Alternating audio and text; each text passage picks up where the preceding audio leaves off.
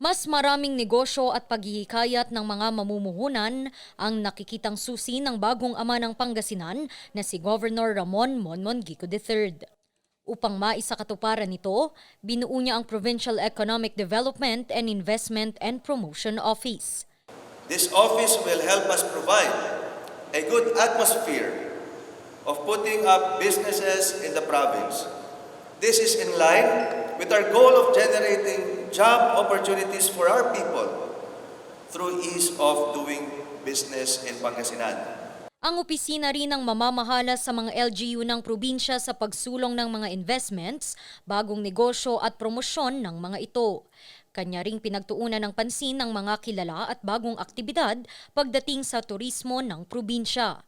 Gaya na lamang ng mga parke at pinagandang mga tourist destinations. Isa na rito ang bagong muka ng Lingayen Baywalk na pangangasiwaan ng Baywalk Development and Management Office, which will regulate the tourism activities within the Baywalk area, as well as maintain portions of Baywalk, regulate the construction of infrastructure to adhere to existing ordinances and building codes, to ensure compliance with our environmental laws, and to ensure safety, peace, and order. Nakalista na rin sa kanyang mga plano ang pagtatayo ng Pangasinan East-West Expressway o PWEX.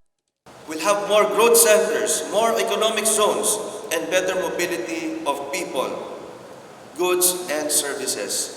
Sa pamamagitan na raw kasi ng pagyabong ng turismo, negosyo at iba pang mga infrastruktura, mas maraming oportunidad at trabaho ang maibibigay sa mga Pangasinense.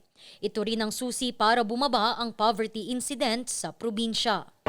All the efforts, ang main objective naman niya is poverty alleviation. Kailangan na magkaroon ng stable at sapat na kita ang ating mga kababayan. Yun ang we have to flood the province with many jobs and livelihood. Target ni Governor Gico III na maging daan ang kanyang panunungkulan para makamit ng probinsya ang pagiging premier province na punong-puno ng oportunidad para sa pag-unlad hindi lamang ng Pangasinan pero maging ng buhay ng mga Pangasinense. Randy Guzman para sa Luzon Headlines.